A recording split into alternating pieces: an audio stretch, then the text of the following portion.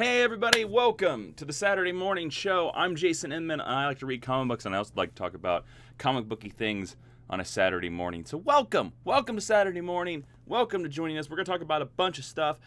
First off, apparently Sony SpiderVerse has a bunch of new changes. We're also going to talk about all these crazy Green Lantern rumors, and then we are going to talk a little bit about some Uncanny X-men while taking your questions, taking some Patreon questions, doing all kinds of stuff like that. So thanks for joining me live. It's my goal to try to do this show every Saturday at 11 a.m. Pacific Standard Time. So, if you want to make sure you get all the nerdy stuff from me, barring a Comic-Con that I have to go through or some sort of live Schmodown event, I will be there. So here we go. Let's talk about some stuff, guys. And first off, don't forget, I do a Patreon after show right after this show, straight on my Patreon, only for my patrons. Any level of my Patreon, even $1 patrons get to see the after show for the Saturday morning after show. And you can find that over at patreon.com/Jawiin. So if you want to see that after show today, specifically talking about specific Patreon questions, then you want to go over there sometime during the course of the show, donate $1, you're going to get to see that after show. And also, it helps support the show. We have a lot of cool people. We have somebody from England. Jordan Wilson's here from England. We have a bunch of people from the Midwest. Thank you all for joining me. Don't forget about Super Chat. Let's start talking about some Sony SpiderVerse, because Sony keeps giving us Spider-Man movies, even though we don't want Spider-Man movies. I don't think anybody wants a Spider-Man movie from Sony, but damn, they're going to give it to us. So we have the Venom movie coming out later this fall, and it is hoping to kick off what is a gigantic and possibly messy Spider-Verse for Sony. And Sony announced recently in a Variety article what it planned to do with its Marvel Universe characters, announcing that there are over 9 projects. Think about that. 9 Spider-Man movies that can't have Spider-Man in them. Interesting. So, of course, we have the Venom movie, and they threw out in this Variety article as well what some of the movies are. So I thought we could talk about this. We're going to talk through these movies, and then we're going to give some predictions, some thoughts, all these other things like that. And please chime in the chat. I want to hear your thoughts as well. So, of course, we have Venom coming out this fall. Tom Hardy as Venom. I think it's a great casting choice. I think so far the trailers look pretty good. Venom looks pretty gross and disgusting, like he has a thin layer of olive oil on his skin, which is something that I don't think anybody wants on their skin, but it's some fun stuff. This movie could work.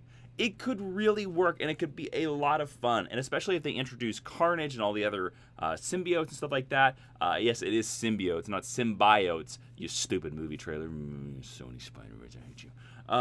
But even Woody Harrelson is part of the cast, and there's a big prediction out there, I don't know if it's ever confirmed anywhere, that Woody Harrelson is Cletus Kasady, who is Carnage, and he has said that his role will set up a potential Venom number 2. So that's the first movie. Now, Venom is a movie that really could set up your universe if you make every one of your movies about the symbiotes, spreading out into the universe.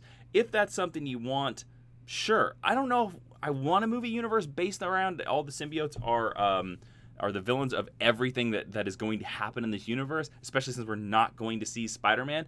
But, I don't know. The other movie they announced is Black Cat, which is originally they were going to do a Black Cat Silver Sable movie together called Silver and Black, but they've decided now to split these two movies. Now, Black Cat, and this is in their own words, they say, "We believe Black Cat is enough of her own character with a great backstory and a canon of material to draw from to justify her own film." That is what Columbia Pictures said in the Variety article. Now, I agree, actually. I agree. And in the comments here, Ken from Chicago actually said the VENOMVERSE. That's basically what this should be called. Yeah, you are right. VENOMVERSE. Isn't it weird that Venom is going to be the kickoff of a superhero universe? Think about that. Venom. Here, I'm still from the camp of the 90s, my little comic book heart, where I am blown away that we even have a Venom movie. I'm quite surprised. I'm surprised Venom's been in 2 movies by the end of this year. He will be in 2 of these movies. So anyways, Cassady, LOL, Sir Toby. I'm pretty certain that's what his name is. It's not Cassidy. I believe it's Cletus Cassady, as someone tries to make fun of me in the chat. But Black Cat is another interesting Spider-Man character. She is a character that could really make a great movie on her own. She's like Catwoman. I just looked it up. It is Cassady. Sir Toady, take that. Making fun of me in the chat. So, Black Cat is a character just like Catwoman that you could do a lot of interesting anti-hero stuff. You could go down little nooks and crannies, and you could make her movie a heist movie. I actually think that her movie could work way better than the Silver Sable movie, and I'm kind of glad that they pulled the two apart, because I don't think anybody is asking for a Silver Sable movie, which is now something that Columbia is going to do. They are also going to do a Silver Sable movie, which, if you don't know who Silver Sable is, she's a mercenary, hunts down war criminals. She comes from a fictional Marvel Universe country called Simcaria, all the stuff like that. It's Simcaria. It's so weird that she is one of these Spider-Man characters that they want to do, because it really, really doesn't make a difference, or really, fake countries in Marvel universes are what they do with stories when they don't want to offend real countries. And to do that in a real movie, to me, kind of comes off as silly. Also, what makes her unique? She's a mercenary character. We've seen lots of mercenary characters. We've seen the Losers. We've seen the Punisher is basically a mercenary character, even though he doesn't take money. And also, how does she tie into the Spider-Man universe? What about a wall-crawling teenager that wanders through the universe, his alleyways, has anything to do with a princess from a European nation? I don't know how this fits in, again, unless she's hunting one of the symbiotes. Morbius, the Living Vampire, is another movie that is going to be in this little weird Venomverse. Jared Leto, the Joker, has been revealed as Morbius. Now, Morbius is an interesting idea for a movie, but Morbius is a little bit of a stretch. Morbius, I think, is a great character that you could do if you set it up through a Spider-Man movie, if you do that kind of thing. So that could do. Kraven the Hunter is another movie that was announced, which kind of surprised me, because Ryan Coogler has said in many interviews that he would like Kraven the Hunter to be the villain of Black Panther 2, which I think is an amazing choice. I think that is a great choice for the villain of Black Panther 2, especially if you make it the ultimate African hero versus the ultimate representation of colonization. I think that's an amazing movie. But Kraven the Hunter is one of these Spider-Man villains that I think could make for a great Spider-Man movies. Also like that. Is anybody else having sound issues or anything? I'm seeing that in the chat. Let me double check and hear myself. Let me see here. An amazing choice. African hero. I think that is a great choice for the villain. Oh, I can hear myself. It sounds like it is okay on my end. I'm just making sure. Jordan has sound issues. So, everybody can hear me. Give me a thumbs up if you can all hear me. Let's keep talking about Kraven. But Kraven as the lead of a movie, to me, seems a little odd. I don't know if he can carry a movie by himself, even if he's hunting Kraven the Hunter. And the most interesting and the most genius choice of this whole Sonyverse, more so than Venom, is Silk. Silk, of course, is a Korean-American character named Cindy Moon. She's slated to get her own movie. The coolest thing about her is that she is one of Peter Parker's classmates that was bitten by the same radioactive spider as Peter Parker. The genius part about this is that story-wise, you could make Silk this universe's version of Spider-Man.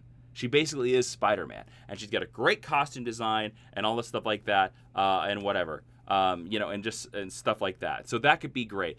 Jackpot is another version that they're going to do. Jackpot is a character from Brand New Day, which nobody really cares about, so I don't know why they're going for that. They also announced Night Watch, with supposedly Spike Lee and Chio Coker, who is the showrunner of Luke Cage, as writing the movie. So Night Watch is a very forgettable group of heroes from 90s Spider-Man comic books. So, this is your Sony SpiderVerse. A lot of heroes that really deserve their own stories. Well, excuse me. a lot of heroes and anti-heroes, a lot of anti-heroes. These are basically villains that they're flipping to be lead characters. These are not lead characters. A lot of people are commenting about the audio shift, the camera shifting, guys. I can't do anything about that. I'm using a camera that is a webcam. Sorry, doing the best I can. So this universe, I don't know. I think this universe is flawed right from the beginning. I think basing your universe around Venom, a villain, even though he's an anti-hero, he is a villain. I don't care what you say, he's a villain, because we're going to see Venom kill people in that movie. I guarantee you. You don't give Venom sharp teeth that scary of a look if he's not a villain. He's going to kill people. I guarantee you they're going to give him a love interest in that movie that is going to abandon him by the end of the movie and stuff like that. It's crazy. It's just crazy here. And many of these characters, I think people would have been just fine if we never saw in live action movies. I think we could never saw, It seems like they are just throwing these ideas out there. They are scrambling, kind of like what DC was scrambling to do last year, to make these happen. And I think that's insane, and that is a bad story reason for making this happen. So, I mean, that's about all I can say about the Sonyverse right there. So let's move on into the next story as I take a drink here. Let's talk about some rumors that came up. Some rumors that I thought were long dead, but are apparently still out there. There's been some reports published recently that Tom Cruise might be the front runner for Green Lantern again. What the hell is this? So I think this is mainly a rumor that has been thrown out into the world. It's been frequently mentioned that he apparently is the front runner for Green Lantern because Christopher McQuarrie apparently is in talks maybe to direct Green Lantern Corps. Apparently no progress has been made on this film besides the fact that Jeff Johns is writing it. But here's the shocker for me, and there may be some of you out there in this audience that agree with this factor. There are people out there that think that Tom Cruise would be a great choice for Hal Jordan. I am not in that crew. I think that Tom Cruise would have been a great choice for Green Lantern, Hal Jordan, if this movie was made in 1998 or even 2000. Tom Cruise, to me, has aged himself out of this role. Also, Tom Cruise and all of his Scientology views is a little problematic to be in this role. Now, I saw Mission Impossible Fallout. I loved Mission Impossible Fallout. But when you're casting a superhero, especially a new superhero in this day and age, you have to think about somebody who can carry this franchise for at least a decade. A decade from now, Tom Cruise will be 65. 65. Now, again, I'm not throwing ageism out here. I think he would have been great for the role. Great for the role in 2000. But I think, look, Tom Cruise, just keep giving me Mission Impossible movies. And again, a lot of this could be rumor, but I'm so surprised that everybody is like, yes, this guy, woo, just because of Top Gun, a movie that came out in the early 80s. The early 80s is how we were comparing Tom Cruise. The Tom Cruise of the early 80s is not the Tom Cruise of now. I do not buy him as Hal Jordan. The other problematic thing about this is if you know anything about Tom Cruise and if you know anything about how Tom Cruise produces movies, he takes controls of scripts. He takes control of them and he produces the movie. The movie then becomes his movie and not the director's movie. It is more so that way of everything because he controls every factor. I do not want to see a Tom Cruise Green Lantern movie because I am worried about what that script will be because just look at The Mummy. The Mummy, when you look at that movie, is an interesting idea. Yeah, I do want to reboot The Mummy. That is a great franchise. That is a great thing to do. That is all that kind of stuff like that. But The Mummy seemed like a film that was released in 1998. It was an action movie from the 90s. Tom Cruise and his love interest had 3 scenes together. And at the beginning of the movie, they hated each other. By the end of the movie, she was like, I love you. Where the hell did that character development come from? Do you want to see that with Carol Ferris and Hal Jordan? No, I would like to see Carol Ferris treated with a little bit more respect than that because she's a great character. So I do not want to see him do this to Green Lantern, especially when we could get a Jeff Johns script that could be pretty good. Now, we could get a Jeff Johns script that's pretty bad. We don't know what we're going to get. We haven't read the script yet. But I don't want to see him completely take control of this movie. Now, I do think there is an actor out there, and he has been hinted for several times, that I think would make a great Hal Jordan. And that actor is Armie Hammer. Armie Hammer, since Lone Ranger, has steadily proved himself to be a solid leading man and an amazing actor. Go watch Sorry to Bother You. He almost steals the movie, and he's barely in 10 minutes of it. By the way, that's a great movie. You haven't seen Sorry to Bother You? Go see Sorry to Bother You. He is a great man in that movie. He does a great choice. He does a great choice in that movie. Excuse me. And I think he has the attitude for Hal Jordan. Go watch Man from U.N.C.L.E. He's great in that movie. He has been killing it left and right, and I think he has the energy. And also, he needs to be a superhero. He was almost Batman and Justice League Mortal. I think he needs to be Hal Jordan. And I also think that Green Lantern should be a team-up movie, because you can do that with this. And I think Sterling K. Brown should be John Stewart. Go watch This Is Us. Sterling K. Brown as John Stewart is fantastic. He is amazing. And he would bring the gravitas and the presence to John Stewart. The two of them, Armie Hammer's a great actor. Sterling K. Brown is a great actor. They're going to sell all this CGI bullshit that we're going to have to see Green Lantern. Come on, you know Green Lantern's going to be like 45%, not 45%. Let's say 225% CGI. That is what Green Lantern is going to be. And we need actors that, really can carry these movies, because they've got to do that right now. Okay, I had a super chat come up real quick. I'm going to answer that real quick before we go to my final story, which is a very, very, I know we've been talking a lot about the comic books. We're going to talk about the movies. After the last story, guys, I want to talk about what are you doing the rest of this Saturday. Let's talk about this. I want to talk about some of the things we want to get back together. We want to talk about you a little bit. But let me find this super chat. Let me see if I can make super chat work. Let's find out. I played around with this. Can I make super chat work, or am I terrible at live streaming? Don't do that poll in the comments. All right, here we go. Super chat. Oh no, that's me. Nope, no, that didn't work. Where's super chat? All right, let's see if this works now. Super chat. There it is. The super chat is from Hakeem Ray, who asks, could we get Silver Surfer as a PC scene in A4? Oh, post-credit scene in A4. Yeah, that's a possibility. We totally could get Silver Surfer as a post-credit scene in Avengers 4. To be honest with you, I almost thought the spoilers for Infinity War, and how are you the one person that hasn't seen the movie, I really thought that the space beeper that Nick Fury had was going to say codename Fantastic. I really thought that's where we were going to go with it, and I thought that we were going to do that stuff. So, it's definitely a possibility. Before we get to our last story here, let's talk about what some of you guys are going to be doing on Saturday afternoon. Let me know in the comments right now what you're going to be doing Saturday afternoon. Let's talk about what you're going to be doing Saturday afternoon. I personally am going to be working on a little bit more of a Kickstarter for our next original graphic novel comic book that will be hitting Kickstarter on September 12th. It's called Science. It is about the Prometheus Institute, the most advanced science school in the world. That's why you go, science!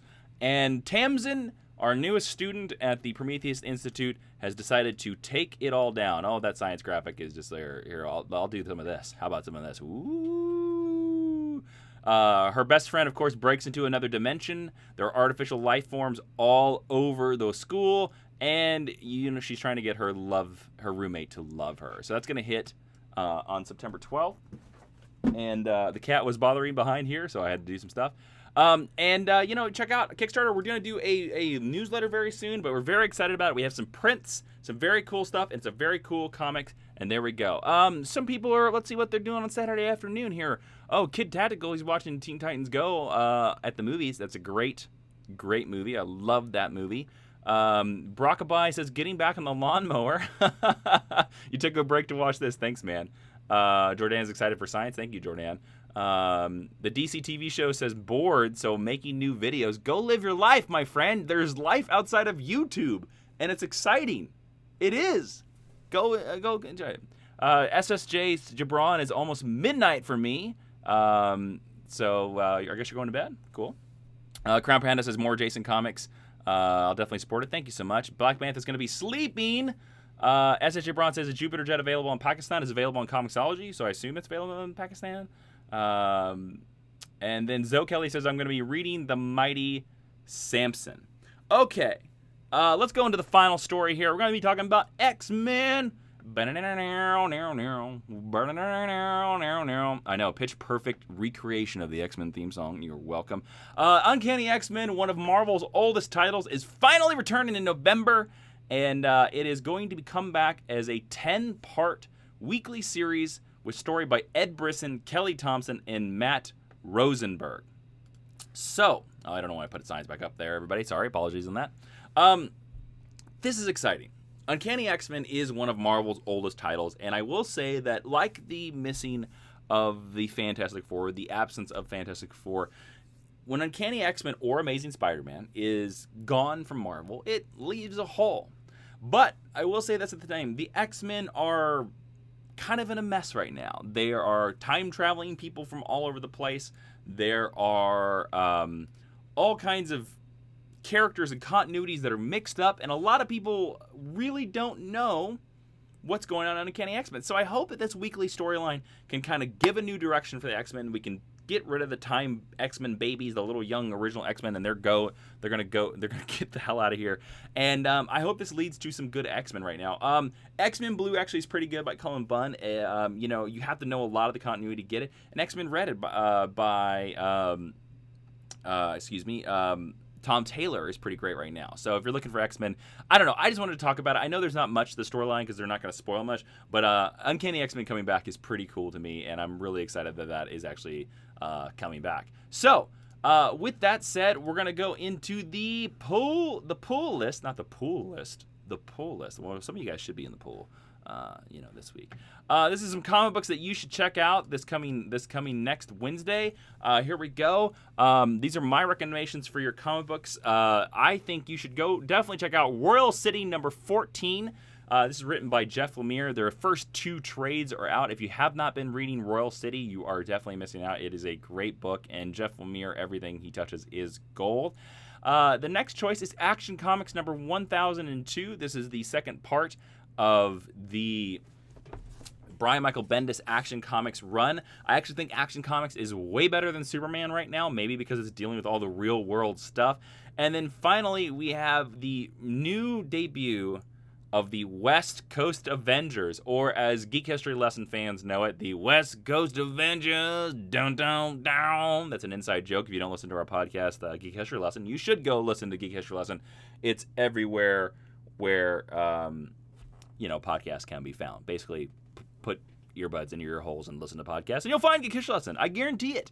But West Coast Avengers is back. Kelly Thompson is writing that one, and she is a great writer, and it's a lot of fun. So, because this is the Saturday morning show, and we're talking about stuff that I want to love, and I love action figures and all kinds of stuff like that. I'm going to talk about every week an action figure that I love, an action figure spotlight, or action figure that I think is cool that's been announced. Something action figure, because I love action figures. I collect action figures.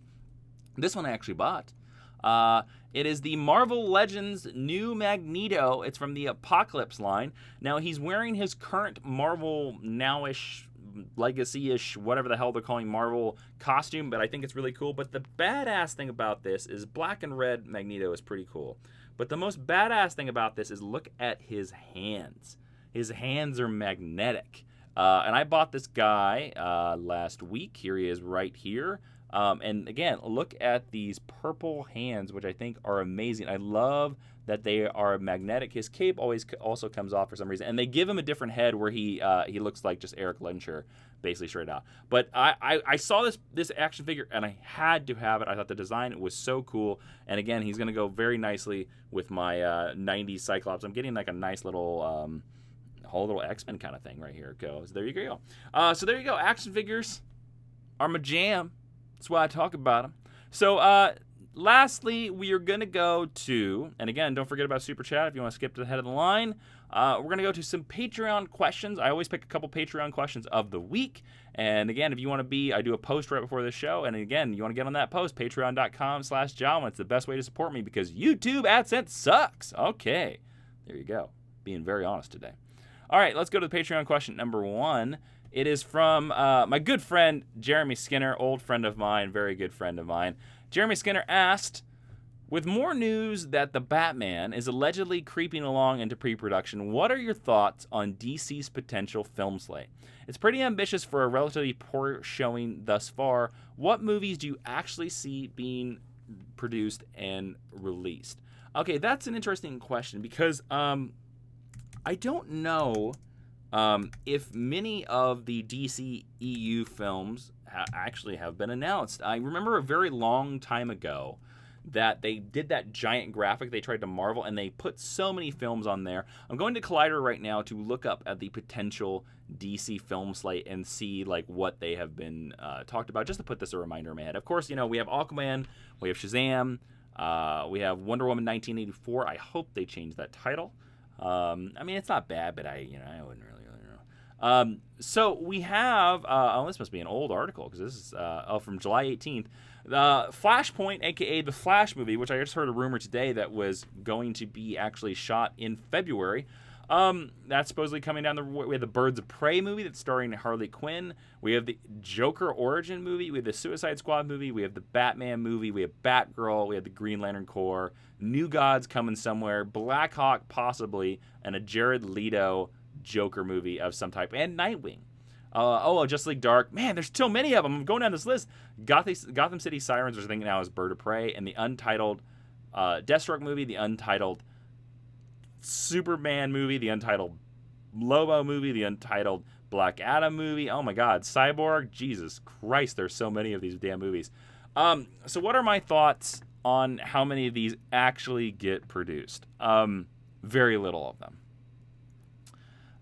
I think Aquaman is the true make or break factor of the DCEU. I really do. I think that Shazam and Wonder Woman 1984 are not going to be tied at all into this shared universe. I think, and I've gotten this comment so many times on Twitter, so I'm look forward to it in your comments where everybody's like, but Shazam is tied in because we saw the pictures in the background. Yes, there are pictures in the background.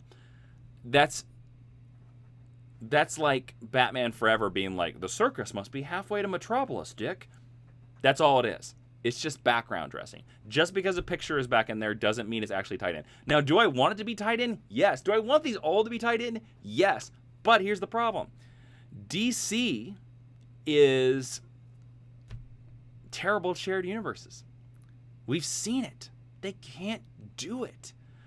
I'd rather see, to be honest with you, at this point, DC go down the aspect where we give a director like Patty Jenkins or Justin Win, James Wan, excuse me. I'm getting Star Trek Beyond mixed up with Aquaman. Their own little movies. You know, Zeno Hour says it's a shared universe. We'll see. They've already confirmed that Aquaman will have no ties in the Justice League. They can't pull off a shared universe. They cannot do it. How many more times do we want to be disappointed, everybody? I don't want to be disappointed anymore with these damn movies because they're stupid and they suck. That's flat out honest. They're terrible. They should just all be on their own. Let a director take control of them and take them. Wonder Woman with Patty Jenkins proved it's right. I hope Aquaman is great. I don't think this Flash movie is going to happen. They keep talking about it. I do not think it's going to happen. I don't think it'll happen until at least the Flash TV show is off the air. Birds of Prey, I do think will happen. I think Birds of Prey will happen simply for the fact of the strength of Wonder Woman. I think that they will make that happen, and Harley Quinn was the best thing about Suicide Squad. I actually do think Suicide Squad 2 will happen, weirdly enough. I think Will Smith will carry that movie through because I don't know what Will Smith really has going on right now, and Suicide Squad did make money. So I think that they will push Suicide Squad forward. I think the Batman will happen. I don't know whether it will happen with Ben Affleck or not. I really want Nightwing to happen. I don't know whether Nightwing will happen. Jeremy did a respond to that DC really needs a Kevin Feige type character. That is true, and that is the argument that everybody will make. There's a problem with that argument. The problem with that argument is that Kevin Feige was in charge of Marvel Studios when no one thought Marvel movies could happen, before they were bought by Disney as well. Remember, the original Marvel movies were distributed by Paramount. So when Disney took over, was kind of like the idea with Pixar. When Disney finally bought Marvel, the Avengers movies were doing well. They had a success with Iron Man. They had a success with Iron Man 2. They had a semi-success with Incredible Hulk. And they had made a successful Thor movie and a successful Captain America movie. And they bought the company, and they were just like the Pixar movie model. They were willing to, let's not touch it. Let's not mess with it. Warner Brothers has never had that with DC films. And with the billions of dollars that they're going to spend on these superheroes, they're not going to give that power to one person. They're not going to do it. That's the reason why they keep doing this kind of stuff like that. DC TV says, I've been told by people working on the Flash film that they are full swing in WB in pre-production. Yeah, I've been told the same thing about Nightwing, and I've also been told that Nightwing is not happening. There's lots of rumors going around. In film and pre-production, you can start a film, you can be in pre-production for months, but until you're shooting any film, don't count on that movie happening, guys. There are thousands, millions of movies out there that are in pre-production that have never been made. And again, we're just going down this stupid speculation on speculation on speculation argument, and to be honest with you, I think it's fucking exhausting. To be honest with you, I get tired of talking about speculation. The one movie that I think really needs to happen is Man of Steel 2, because Henry Cavill's too damn good of an actor to only get that movie, those two movies, three movies as his Superman movies. I really, really want to see where they would take him after Justice League. So there you go. That's my thoughts. Sorry we got dour, but to be honest with you, we are in the mess that WB Studios made, and it'll be a while until we can get out of it. And I don't think it's going to be anytime soon, because, I mean, how many more films are we going to take from them?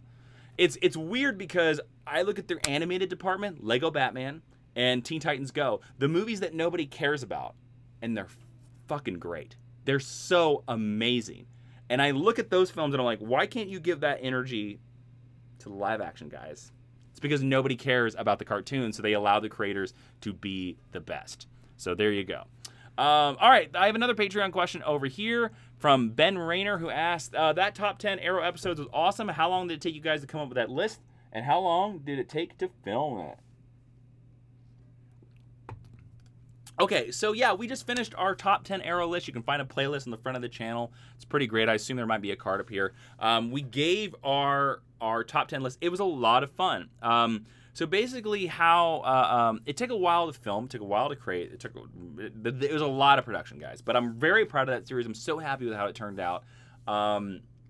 Basically, I reached out to a bunch of my friends, some friends who did not even appear in the video, and I asked them, so there were more than just 5 lists. Everybody thinks it was 5 lists. I asked everybody to give a list of the top 10 Arrow episodes of Arrow. It was about 9 people. And then I put the list, averaged the videos out, and the average of everybody's list came out. The DC TV show, who is a great YouTube channel, you should go check it out, youtube.com, I believe, .com/DCTV. He is in the chat right now. He was going to be in the videos, but our schedules couldn't align up because he lives across the pond in England, and I live on the west coast of the United States, so we couldn't quite mesh our schedules up. The DC TV show, I used his list, even though he wasn't in the video. His list his choices were averaged into everybody else's choices. So that is how we came up with it. We filmed with everybody. I would bring them into the thing, and as we filmed with DJ or Sam. I filmed all of their choices for every episode in one go. So everybody took about an hour and a half.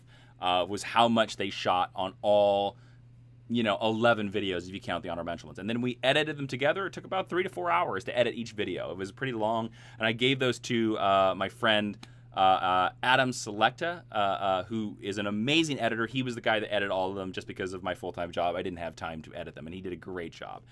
Melvin Linderoth, I've been asked the question so many times, can you do a list for Flash as well? No, I can't. I wanted to do a list for Flash. I really did. But the amount of time to put the list together, as you said, I filmed an hour and a half with every person. Every person filmed an hour and a half, even myself. That's a lot of video footage to go through. And if each video takes around 3 to 4 hours to record, it takes too much time. Only one of the videos crossed 5,000 views. It's not financially viable for me because I paid everybody. That's the honest truth, guys. I paid everybody that was part of this video. All the super friends, I paid them for their time because that's the responsible thing to do. I'm not asking anybody for their free time. So no, the views did not support me doing a Flash list. I might do a Flash list, but it's not going to be way down the road. And I hate that that's the harsh reality, but that is the harsh reality. I'm being honest here. That's the Saturday morning show. We're time to be honest. We're gonna be closer here.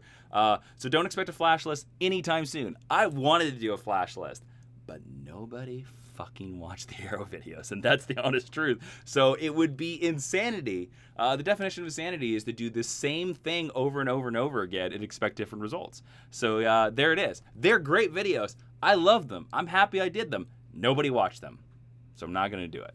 All right. Again, I'm going to plug in science. Woo!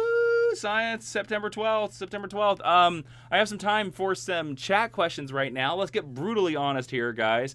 Let's do this thing up. Don't forget Super Chat skips you to the front of the list. I have some time for 3 or 4 more questions while I take a drink of this water, and then let's get out of here. Let's do this thing.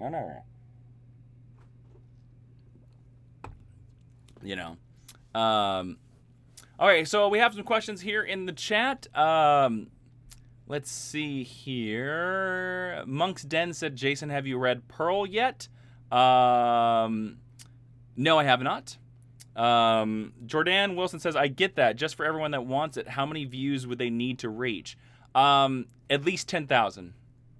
Every video would have to reach at least 10,000. And not a single one of them have reached 10,000.